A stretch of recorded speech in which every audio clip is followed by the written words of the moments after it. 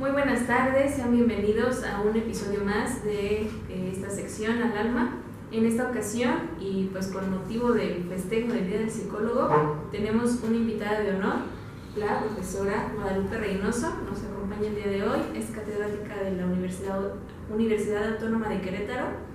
Coincidimos con ella, fue nuestra profesora durante la carrera, y es un gusto pues que el día de hoy esté aquí con nosotros compartiendo su experiencia, sus anécdotas. Yo creo que un tanto de esta profesión que compartimos también, pues ahora podemos decir que somos colegas con diferencia pues de el recorrido, ¿no?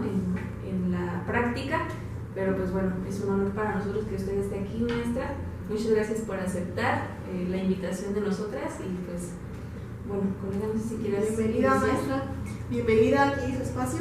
Esperemos que no sea la única vez que nos esté visitando, que haya más espacios de charla y por qué no un poquito de compartir la experiencia. Al final de cuentas, como dice Dul, compartimos la línea de la psicología, pero bueno, en diferentes trayectorias, pero bien.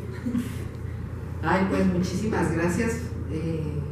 No pensaba yo en tanto honor, pero qué bonito, me siento muy a gusto y también les agradezco la invitación.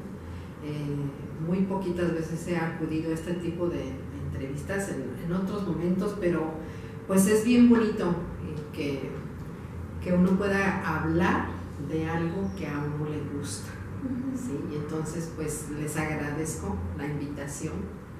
Y también me siento como en ese sentido como ustedes, qué honor que ustedes también están haciendo, porque ustedes también están haciendo esto porque les gusta. Y muchas gracias por la invitación. Muy bien, pues bueno, como un primer punto, nos gustaría que nos compartiera pues a grandes rasgos un poco de su trayectoria, cómo fue que pues incursiona en este mundo de la psicología, cuando dijo, sí, le quiero entrar, esto está chido, sí quiero como elegir, ¿no? Este camino. ¿Cómo fue? Bueno, pues se remonta a mi prepa, a la preparatoria. Cuando yo estaba cursando, teníamos una clase, no sé si conocen el Colegio Centro Unión, que está aquí en San Juan del Río. Vengo de una familia que es religiosa, católica, y entonces pues tuve que ir a dar ahí porque la otra prepa estaba muy mal, había muchas dificultades y no era socialmente aceptada. Entonces solo había dos, el Centro Unión y la prepa que es ahora la de la UAC, no sé, se le decía San Juan. La prepa San Juan, algo así. Entonces pues mis papás deciden que al Centro Unión. Más sin embargo, yo estaba emocionada porque sabía que ahí iba a encontrar pues amigas que no eran tan directas, pero que eran niñas conocidas de mi tiempo. Entonces, y efectivamente así fue, y me sentía muy emocionada por estar ahí porque eran las chicas que de alguna manera yo deseaba conocer, aunque no habían sido de mi secundaria ni de mi primaria. Y entonces nos daban una clase que se llamaba Antropología Religiosa. Me acuerdo mucho del padre Ángel Pisano, no sé si todavía viva, desconozco, es del seminario de los Javerianos. Y entonces en esa clase a mí me llamaba mucho la atención. De hecho, yo entré a una psicoterapia con una digo que es psicoanalista, ella ya murió, Tere Lazo. Y entonces mi mamá de alguna manera me había dicho como que para que decidas qué quieres, ¿no? Sí había por ahí el asunto de para qué decidas. Y entonces decido que sí quiero ir porque quería saber qué era eso. Y entonces entro con esta licenciada y me gustó lo que me decía y todo. Y entonces, estando en la prepa, puedo decir que fue mi primer pinino del análisis. Y escuchando las clases del padre, me hizo ruido cosas que yo preguntaba en esa parte que puedo decir como mi primera intervención psicológica, yo no sé si psicoanálisis, pero algo había ahí. Y entonces el padre nos hablaba de las historias míticas que estaban en la Biblia. Y recuerdo muy bien en la clase, se me quedó muy grabado porque nos platica de la historia del origen del hombre, Adán y Eva. Ajá, y entonces dice, no, es que este cuento es una historia mítica para que la gente lo crea. Y nosotros tener muchas personas en nuestra religión, muchos feligreses, algo así me decía. Y entonces yo me rasqué la cabeza, dije, ¿cómo? Entonces esto no es real. Y una de las preguntas que le había hecho a esta terapeuta era eso. Bueno, ¿y si Dios no existe? Y entonces me dijo, y ella me hizo la pregunta que ahora dicen que se llama ¿y qué con eso? Pero no me la dijo así, me la dijo de otra manera, me dice, ¿y qué piensas, cómo piensas indagar o qué quieres saber acerca de eso? Y me acuerdo mucho que se me quedó viendo y se rió de mí o conmigo. Y entonces yo me acerco al padre y le digo, padre, ¿cómo está esto de que la historia de Adán y Eva no es cierta? Es como el cuento de Blancanieves. Me dice, sí, dice, ¿por qué quieres saber? Le digo, es que tengo muchas dudas con respecto a la existencia, porque en la clase de historia nos estaban haciendo revisar este asunto de que habíamos sido un pueblo conquistado y que en aquellos entonces con los aztecas y con todas estas tribus de esas generaciones había muchos dioses y que cada cosa que ellos tenían era un dios, el dios del sol, el dios de la lluvia, y que de repente llega España y imponen la religión católica, todo este constructo que puedo decir ahora como social, como de poder, como de orden en función de una cultura. Y entonces yo me ponía a pensar, decía, bueno, si entonces los aztecas antes eran de muchos dioses y luego llegan estos y nos dicen que no, que eso no es cierto, que nomás hay uno, ¿a quién hay que creerle? Entonces todo esto que estoy diciendo yo se lo pregunté al padre, no me quedé con las ganas y me dice, ¿tú has leído Freud? Y yo me quedé, dije, ¿quién es ese? Ni por aquí le digo, no. Dice, mira, Sigmund Freud es un gran psicólogo, me dijo, tiene que ver con un asunto que se llama psicoanálisis. Dice, ¿por qué no le echas una miradita a ver qué encuentras? Me lo dijo un sacerdote. Yo me quedé, pues así como ida, decía, porque en ese momento yo no sabía nada, yo no sabía de psicoanálisis, ni quién era Sigmund Freud, ni nada. Y entonces esto lo llevo a mi análisis. Y le digo a Tere, le digo, es que el padre me dice que lea a Freud.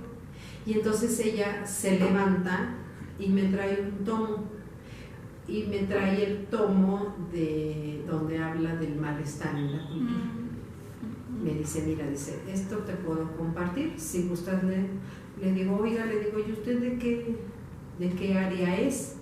Me dice, soy freudiana. Ah, le digo, sí, dice, quizás lo que te comparta te pueda servir. Sí, y entonces me puse a leer. ¿Qué creen? No entendí nada. Absolutamente. Por dos La resistencia. Sí. Y allí me quedé con eso. ¿Se puede seguir? Sí. Y entonces,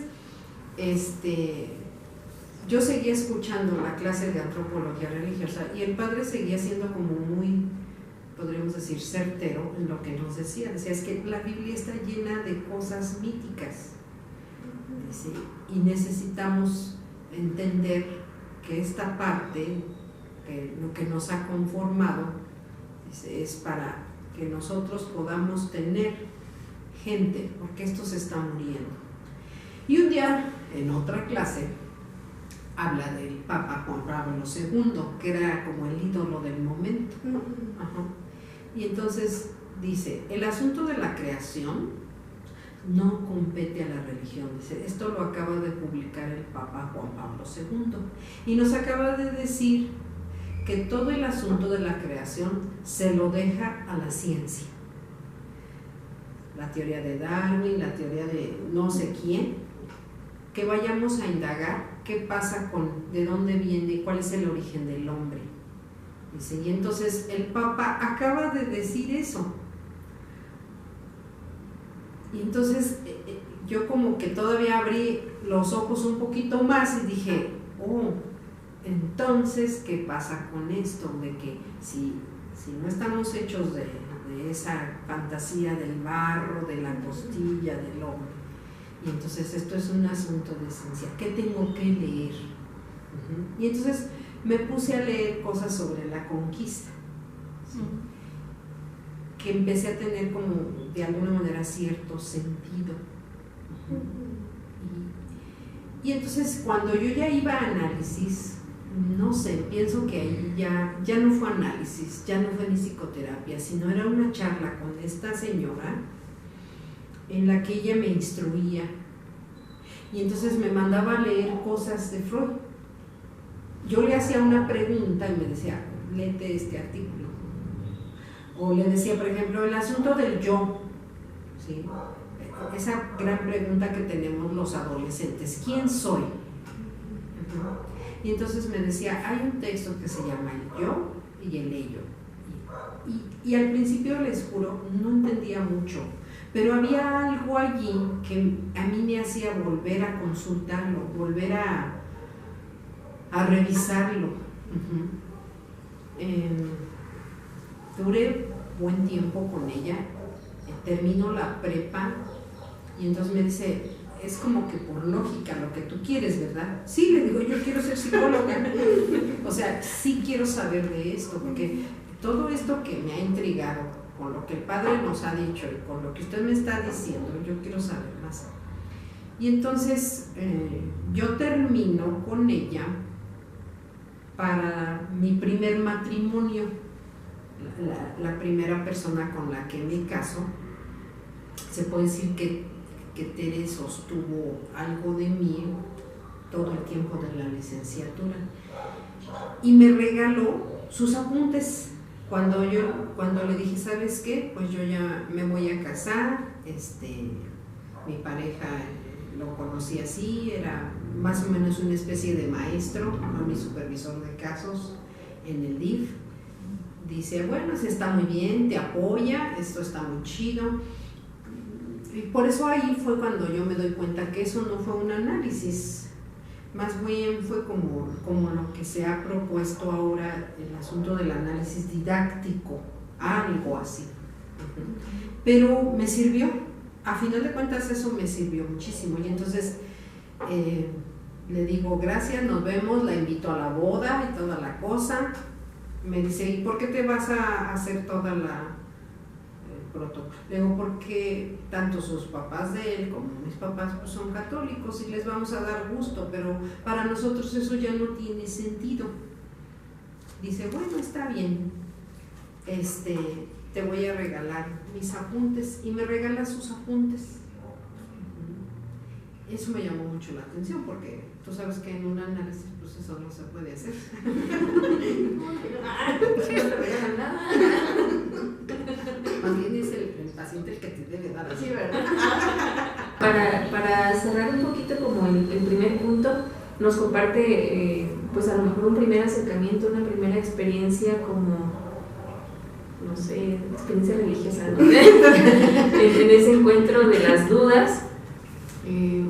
Y no solamente de las dudas, sino como esta inquietud de curiosear, de seguir indagando, ¿no? Pero sí, ¿por qué esto? ¿Por qué los españoles? ¿Por qué los dioses?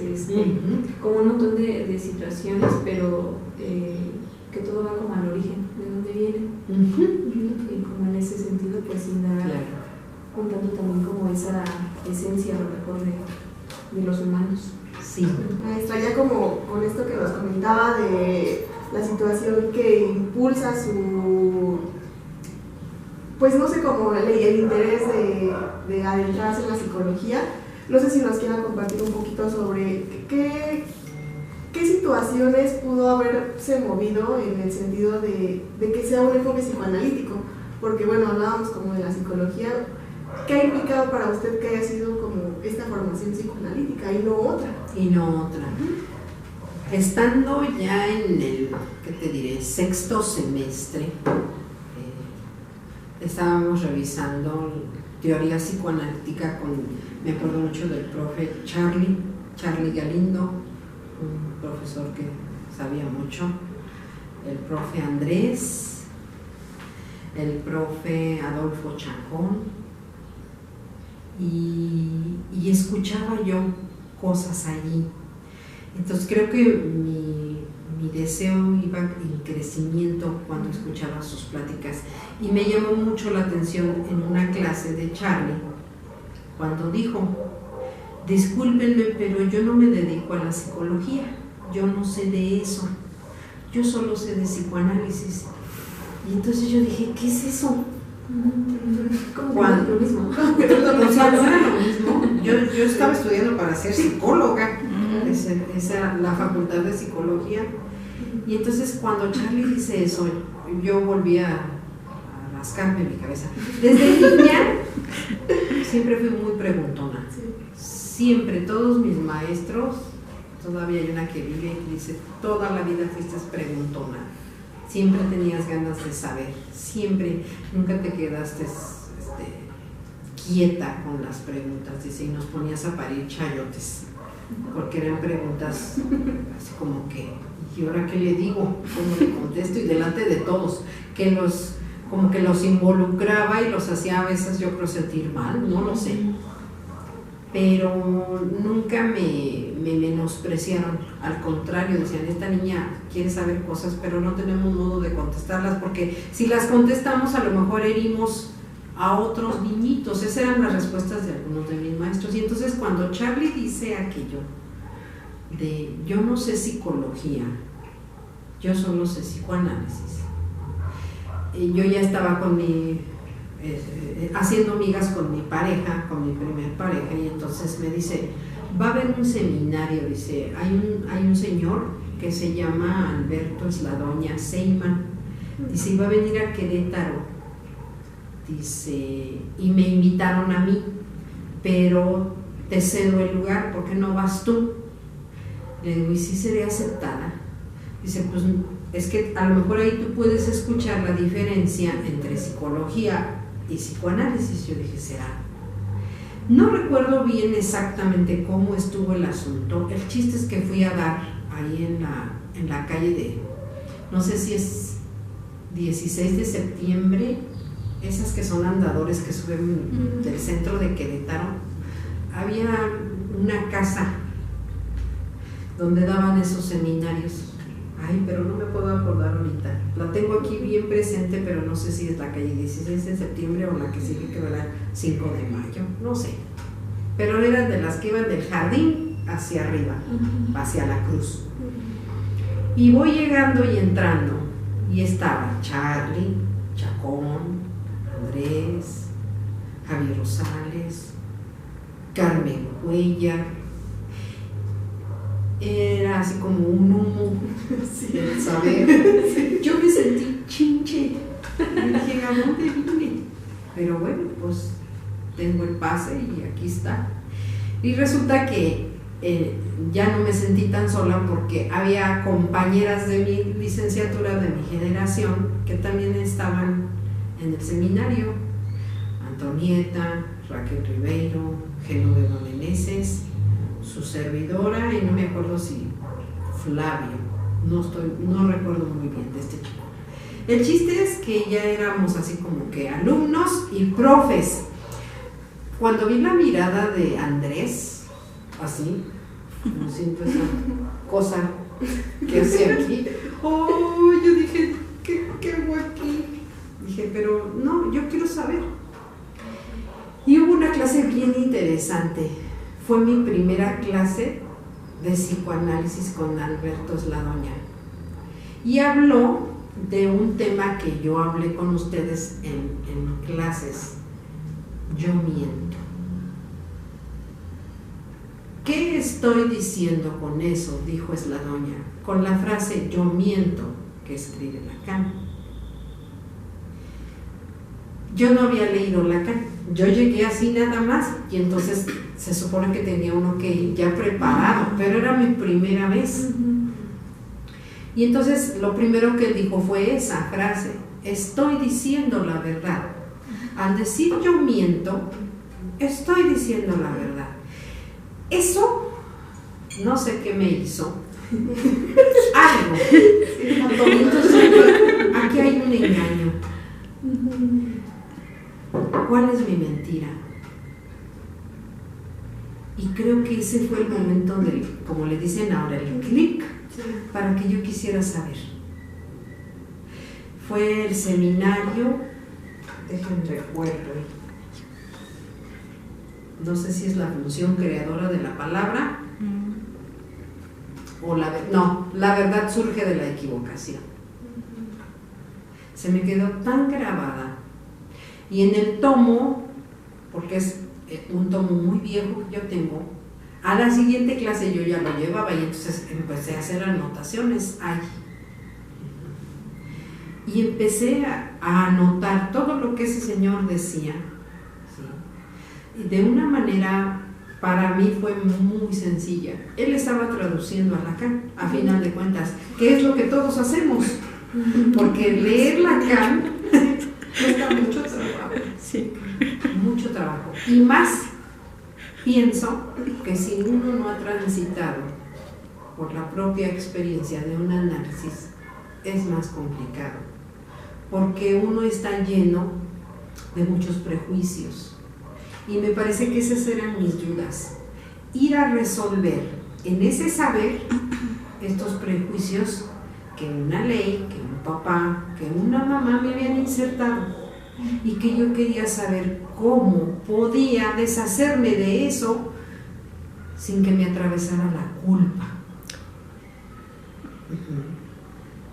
Y entonces empecé a agarrar el hilo y dije, me vale, aunque tú me veas chiquita y yo soy insignificante y tú eres grande y yo soy chica como la película de Matilda, algo así. Dije, no me importa, yo quiero saber.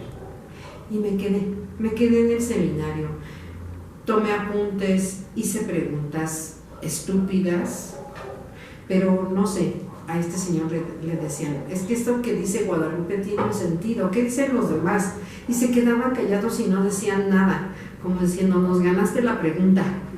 Pero no era mi intención seguía siendo saber, como esa niña precoz, que dicen que fui, que ahora lo dudo, y que quería saber cosas que el resto de los niños no voltearon a ver. Y entonces recordé en aquel momento esa sesión de prepa con el padre.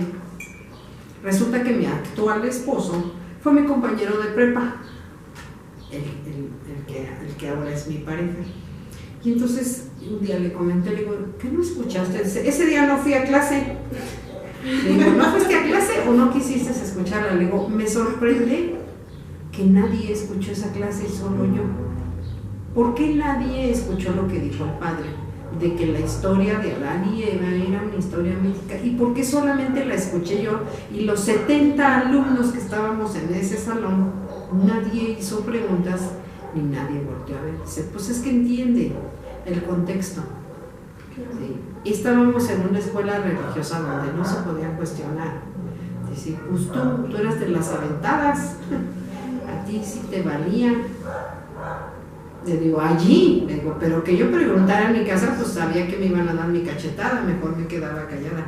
Y entonces, eso mis papás nunca lo supieron, yo era allí, era otra. Y entonces empecé a relacionar aquello con estas clases de Alberto Esladoña y me sorprendía muchísimo, porque yo sentía como si Esladoña fuera ese sacerdote que me había abierto los ojos. Y entonces, estando en ese seminario, es cuando decido entrar a una psicoterapia con alguien que supiera de psicoanálisis. Y entonces conozco al doctor Lorenzo Achirica, que aparentemente sabía de psicoanálisis. Su psicoterapia era con orientación psicoanalítica de alguna forma, pero no era del todo. Pero lo escucho en una conferencia, digo, con ese. Y empiezo a ir, y él siempre me invitaba a que fuera a la terapia grupal. Y yo me resistí, y solamente fui 2 sesiones y no. Dije, yo quiero individual, no quiero grupal, no me gusta, no me siento bien.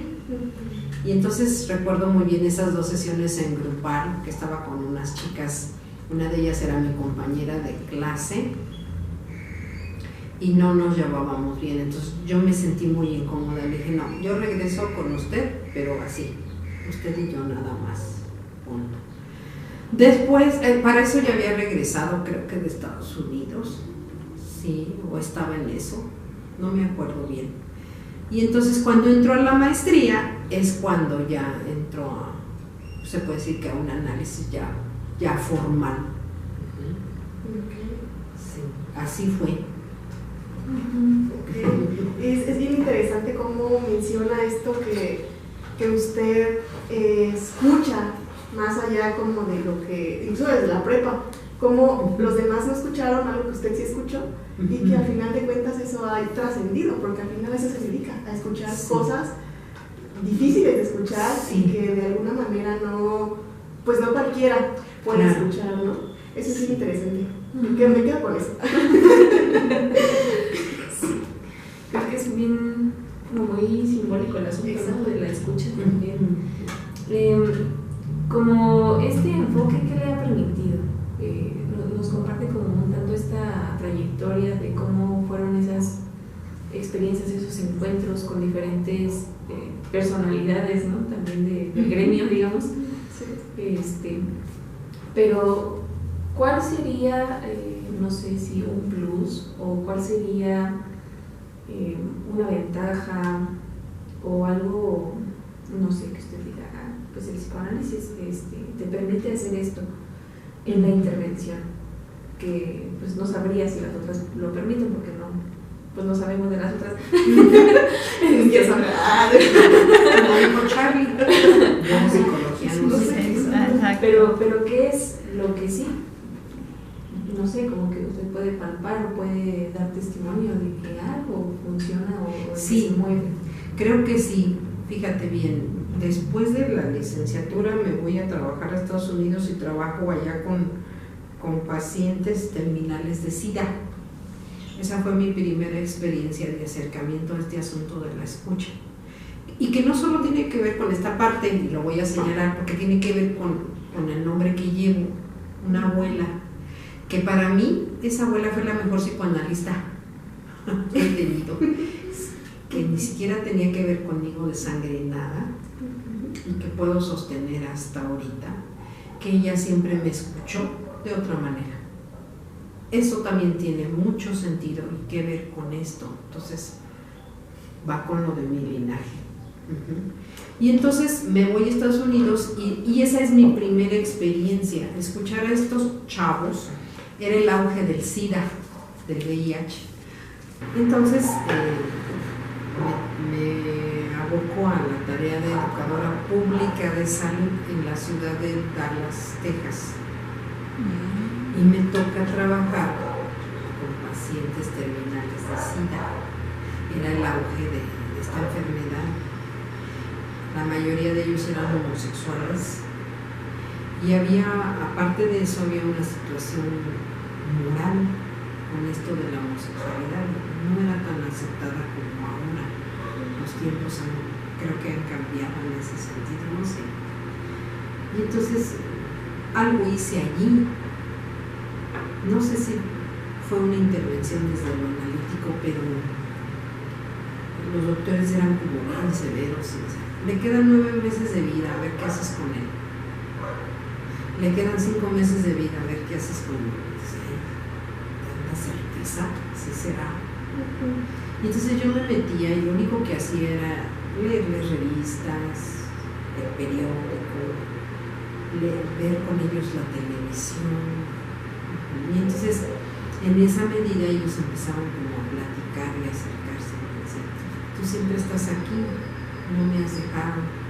Recuerdo mucho uno que sí pudo decirme este asunto que les comento moral, que decía, es que mis papás no quieren volver a saber de mí, porque dicen que yo tengo la culpa de este bicho, porque me metí con chicos igual que yo, y soy gay y estas cosas. Y entonces fueron como 4 personas con las que yo pude estar, y pienso que acompañándolos, y sucedieron cosas porque no murieron. Con los diagnósticos que los doctores habían dictaminado, ellos no mueren, ellos siguen en la vida. Y entonces ahí me hizo mucho sentido lo que yo estaba revisando en mis apuntes de psicología. Yo me había llevado mis textos para Estados Unidos y seguía leyendo y seguía haciéndome preguntas, pero ya no tenía a nadie a quien preguntarle, era yo sola y escribiendo, y entonces con lo que oía de lo que ellos decían, de sus narraciones, y entonces pienso que lo que sucedió allí fue darles lugar a su palabra. Y entonces me parece que la escucha que yo hice tuvo ese sentido, escuchar otra cosa, que era lo que yo siempre quería, que me dijeran otra cosa de lo que yo sabía. Y dije, de aquí soy, sí me gusta, sí quiero esto. Regreso de Estados Unidos, me meto por equivocación a estudiar, no a trabajar como educadora, pero me meto a la maestría. Y todavía, estando en la maestría, era como resolver las preguntas que me había hecho allá con estas personas. Y entonces me voy a un pueblo, a Milpan, y allá me estacioné muchos años, pero en mi casa atendía principalmente niños. Yo les decía siempre a las mamás, es que no soy educadora, yo soy psicóloga, siempre lo sostenía. Y entonces, ¿cómo es que está usted enseñando? Pues me la dieron por equivocación, pero pues aquí estamos haciendo cosas. Y entonces me dan la plaza y las mamás empiezan a ir a visitarme. Es que mi niño tiene este problema, es que y entonces tráigamelo. Y entonces yo jugaba con esos niños, con los juguetes de mis hijos, tenía un espacio, y ese espacio pues se convirtió en unos ratos era el espacio de mis hijos y en otros ratos pues era mi consultorio. Y yo jugaba con esos chiquitos y veía que esos niñitos también tenían preguntas como yo. Eso me sorprendía mucho de la gente de la comunidad. No sé por qué, pienso que eso que dicen que el saber está allá en la montaña tiene mucho sentido. Y entonces siempre, desde siempre, se puede decir que desde que regresó y estando allá también lejos en el norte, sí me dediqué a esto de una forma o de otra, hasta que un día se me vino la fantasía, yo quisiera ser catedrática de la UNI. ¿Cómo me gustaría? Porque pienso que si yo voy a la UNI me voy a acordar de todo lo que hice en la licenciatura, que tendría yo que hacer. Y entonces fue una fantasía de muchos años, pensar que yo algún día iba a estar en la facultad dando clases, y no tanto por darlas, sino por volver a repasar mis apuntes, porque sacaba mis apuntes y leía y volvía a ver y decía, hay cosas que sigo sin entender. Y entonces un día esa fantasía se hace realidad cuando regreso a San Juan, porque yo soy de aquí, de San Juan de León. Y es de alguna manera gracias a la maestra Evelyn, no sé si la recuerdan, Evelyn Tejada, y entonces regreso y ella es la que me dice, es que hay horas, haz tu solicitud, busca la manera, ahorita ahí están dando apertura, que dije, pues vamos, voy y hago la solicitud y hago todos los requerimientos y me dan la clave. Salté de gusto.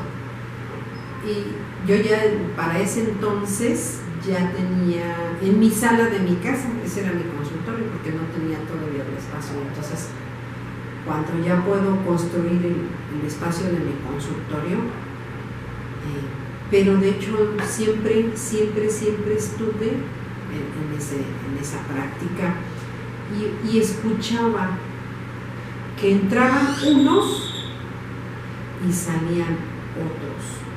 ¿Qué estoy diciendo con eso? El psicoanálisis es un método, es una técnica, es una forma para que el sujeto pueda llegar a saber algo de sí. Pero la condición es que uno esté ahí. Si uno no está ahí, eso es muy difícil. Y creo que eso es lo que puedo constatar, que siempre he estado allí para que ellos se puedan escuchar. Unos en un tiempo, otros en otro tiempo, unos tardan más. Es como las matemáticas, hay quienes las aprenden así de volada y hay quienes tardan en aprenderlas como que son de lento aprendizaje, pero siguen. Sí. Y con esto de la ficción de la transferencia, que es real, porque es una mera ficción, de todas maneras uno está ahí. Y entonces yo les puedo decir que todas las personas que han estado conmigo, algo ha sucedido. Y no vamos a hablar de la completud ni de la totalidad, no. Vamos a hablar de que algo ha sucedido en ellos para voltear a escuchar algo que antes ni siquiera por aquí les pasaba. Y para mí eso da cuenta de la práctica del psicoanálisis. ¿Quién sabe si vaya a haber un fin de análisis? ¿Quién sabe si se va a quedar? ¿Quién sabe si en mi saber hacer voy a cometer N posibilidades de errores? Porque no hay un análisis perfecto, eso no existe.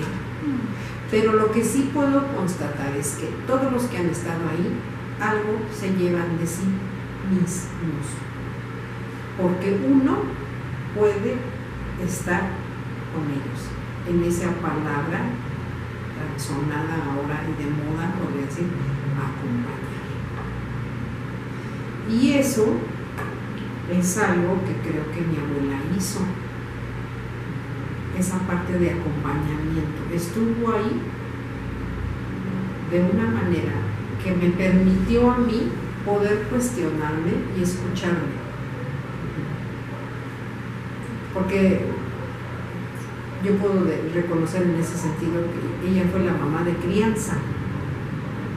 Y gracias a eso que yo pude reconocer, es que pude acceder a escuchar algo mío. Y entonces, para que yo constate una práctica en el otro, primero tengo que constatar en mí. ¿Sí? Y parte de esa labor creo que está en esa abuela y por supuesto en mi análisis personal. El haberme dado la oportunidad de transitar con mi propia angustia, ¿sí? Para que después yo pueda estar ahí con ese otro en su angustia. Entonces yo con eso les digo esto: si uno le da permiso, por decirlo así, que está mal dicho, a que el otro tenga su palabra, porque esa es la que cuenta, algo sucede. Algo así. Hoy, por ejemplo, en la clase al final dijimos eso. el asunto de la escucha, y fue una conclusión bonita porque fue mi última clase con los de método psicoanalítico 1, y entonces les decía, en lo que todos coincidimos es que ya no vamos a volver a escuchar como antes. Una vez que hemos estado aprendiendo con H intermedia este asunto del psicoanálisis, fíjense bien, les dije H intermedia, no aprendiendo sin la H, ya no somos los mismos. Aprendemos a escuchar de otra manera. Sí, totalmente. Es que interesante, maestra, es muy enérgico lo que usted nos comparte.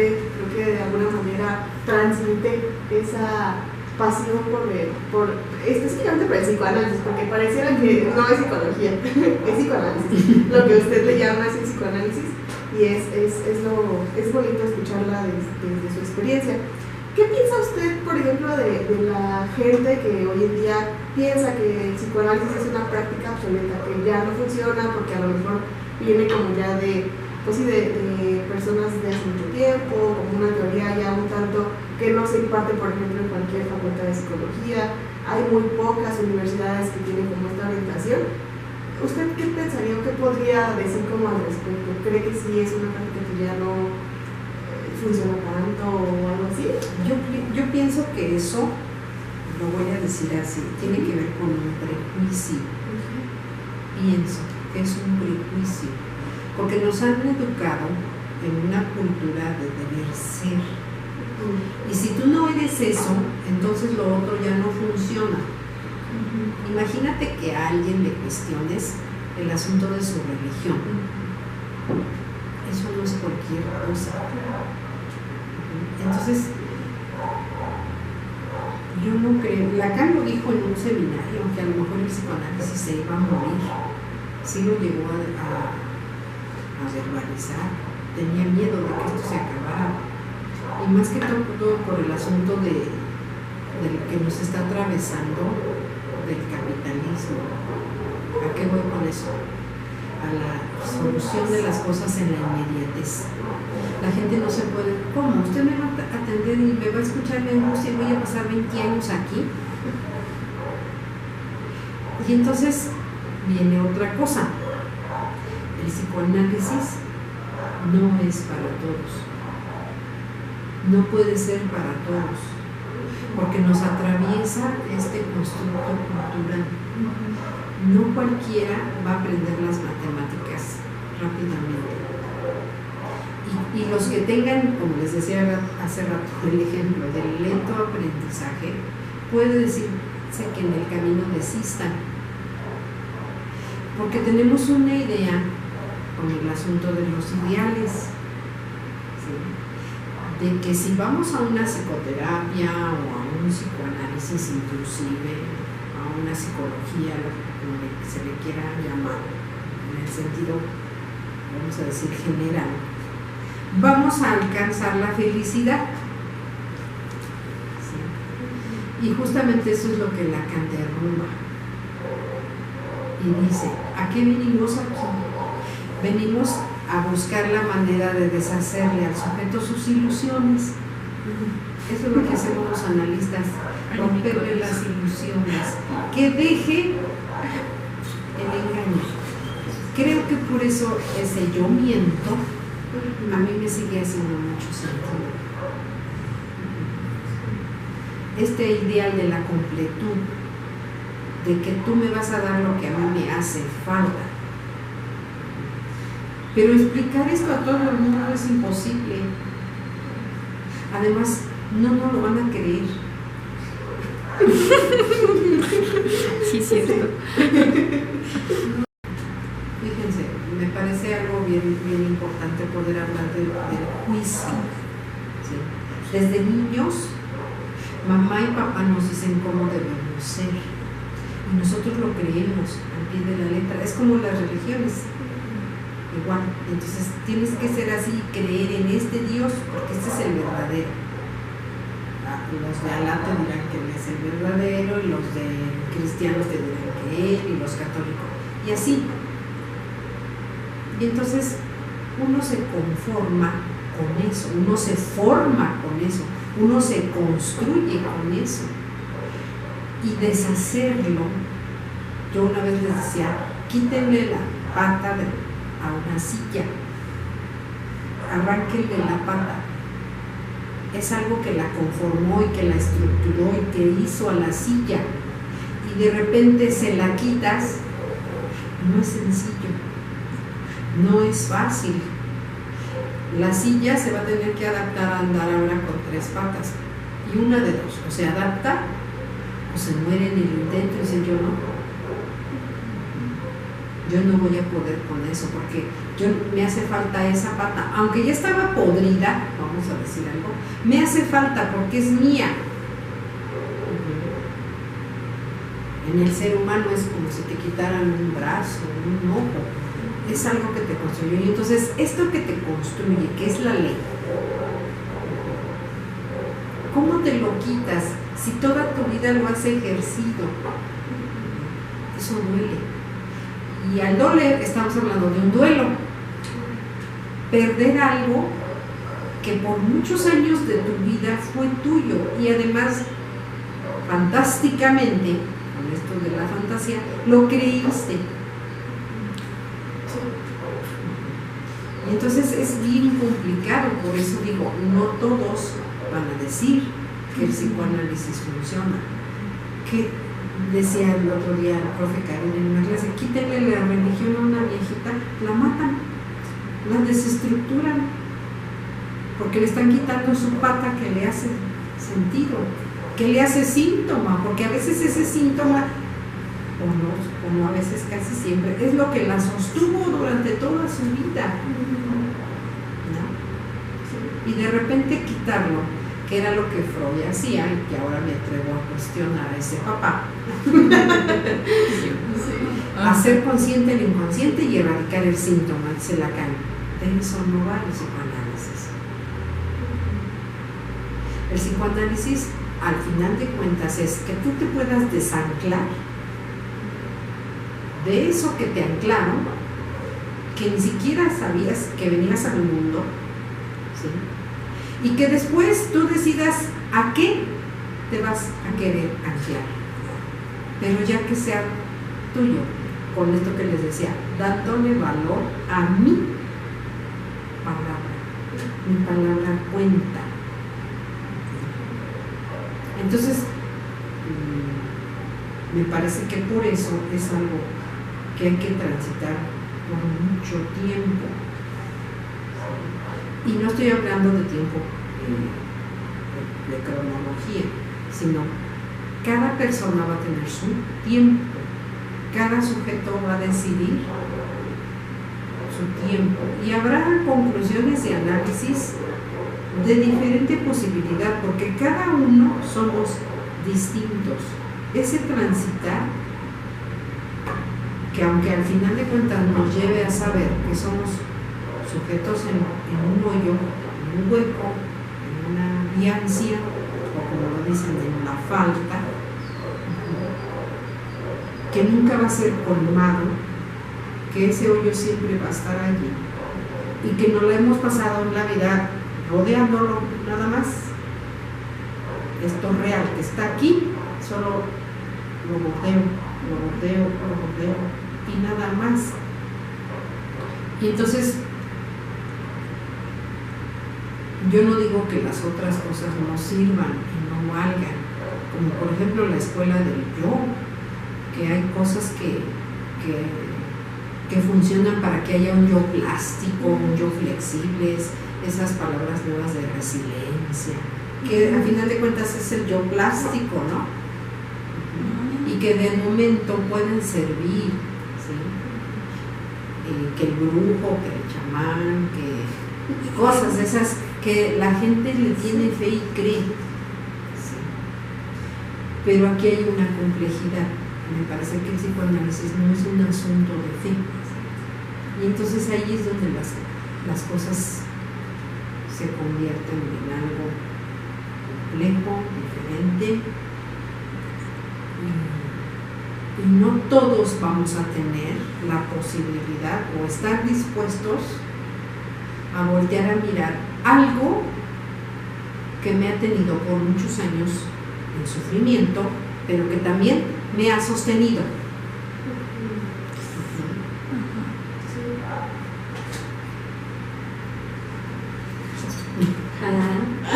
La verdad, Que eso no lo vi venir.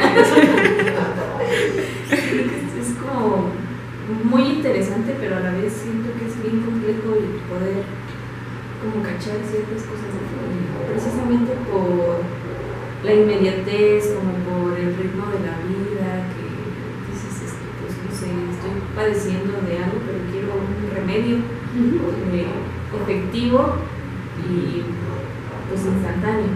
Entonces, como para detener a ver que no soy quien creo que soy, que creo las cosas por no sé por qué, y que eso pues sí, ¿no? Me atraviesa a lo mejor en todas las decisiones que he tomado en la vida, y cómo interrogar esas decisiones si son conscientes, si son, no sé, tomadas con total libertad, no sé, como precisamente esa mentira de yo. Entonces, creo que es bien interesante como el poder replantearnos eso, y que sí, precisamente pues estamos como en esa construcción de un tanto transmitir lo que es esto, un tanto también seguir descubriendo o conociendo más, porque pues, creo que como que en eso nos quedamos un tanto cortos, también por la cuestión de la institución, ¿no? Cómo se transmite esto en una universidad, cómo se atraviesa pues la institución en transmitir el conocimiento o el saber, o cómo ir en busca de eso, y pues luego uno como profesional también se queda ahí como en el hueco de no sé si soy psicólogo o debería llamarme psicoanalista o no soy eso, o qué cosa, ¿no? Y cómo todas esas cosas que uno se pregunta pues también vienen a atravesar la intervención que uno hace. Claro, sí. Sí, por supuesto que sí. Estoy totalmente de acuerdo. Pero en este tránsito, y me parece que ustedes en estas preguntas tienen el plus de algo, ¿sí? Y de querer saber, además. Sus preguntas, es decir, no son gratis, porque algo está pulsando en ustedes con ese asunto de saber de esto. Y también no quedarnos con la idea de que si no hacemos psicoanálisis, entonces ¿qué hacemos? Algo estamos haciendo. Por algo ustedes tienen su clínica, me parece que bastante bien puesta y con bastante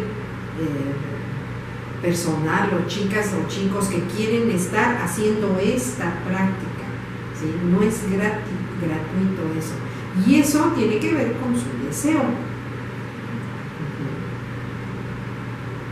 y creo que eso es algo muy importante, sostenerlo, ¿sí? Sostenerlo, y que uno pueda escuchar las demandas, que al final de cuentas por ahí nos dicen siempre, toda demanda es una demanda de amor, y que uno busque la manera de ir a ver eso, que esas fachadas del yo, como la persona se presenta, es una cosa, pero en realidad es otra. Y que si ustedes quieren sostenerlo, no va a haber poder humano que se los impida, porque ustedes quieren eso. Y eso a mí me parece muy interesante, porque necesitamos, ahorita vengo así como un poco frustrada y triste por ver a los chavos, por todo lo que sucedió de la pandemia. Ya no hay tanto el interés de saber. Inclusive había unas chicas en un conversatorio que tenemos de violencia, que decían que allá en Querétaro les daban así como la embarradita de psicoanálisis y ya, Dice, y yo veo que algunos de ustedes como que le echan más galleta, como que le ponen más pasión. Le digo, es que eso es defender lo que uno quiere. Es como un carpintero, que si tiene toda la pasión del mundo, va a hacer obras de arte con la madera. Y nadie lo va a cambiar, porque eso es lo que le gusta y lo sostiene a pesar de.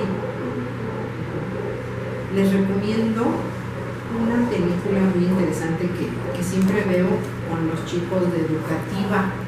Se llama Escritores de la Libertad. No sé si la han visto. Esa chica me parece que defiende su deseo hasta sus últimas consecuencias y trabaja en otros trabajos para trabajar lo que ella quiere con sus alumnos. Yo acá lo revisaba con los chicos de educativa como una intervención psicopedagógica,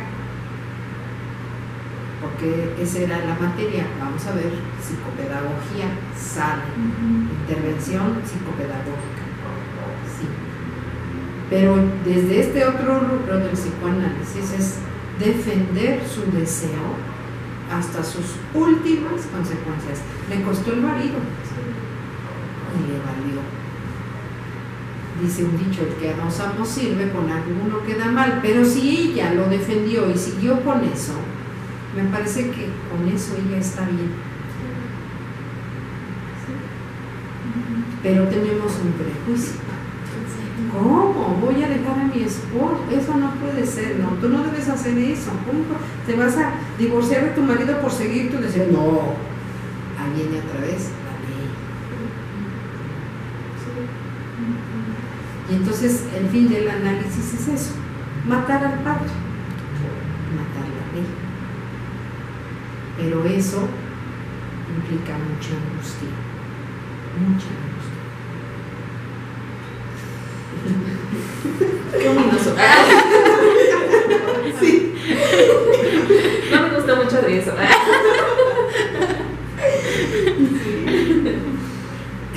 Creo que está bien padre y a lo mejor para la siguiente nos metemos más a asuntos ominosos. Mientras nos preparamos. Sí. Mientras nos preparamos para ese asunto. Sí.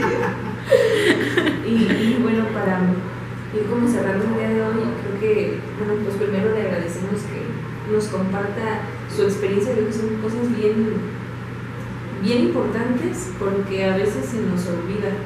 Siento que de repente como que nos perdemos precisamente como esas demandas, ¿no? Y creo que hay una gran demanda social a lo mejor de productividad, de generar números, de generar eficacia, de que esto sea que dé soluciones. Y a veces uno se va como yendo también por ese ritmo y de repente como que dices, como que no era el camino que yo debía seguir, pero ya estoy aquí y ahora como para dónde, ¿no? ¿Cómo rectifico? ¿Cómo cambio por esa situación? Y pues bueno, creo que con eso nos quedamos. Agradecemos ese compartimiento. Y yo a ustedes, yo les agradezco mucho que me hayan invitado. Nunca me habían invitado a una cosa de estas. Se siente muy chido, es bonito. Sí, les agradezco. Pues gracias, maestra. Nuevamente agradecer que haya asistido, que nos haya robado un poquito de su tiempo. Y pues esperemos vernos en otros momentos por acá con otros temas ominosos. Y pues bueno, amigos, recuerden que estos temas nos llegan al alma.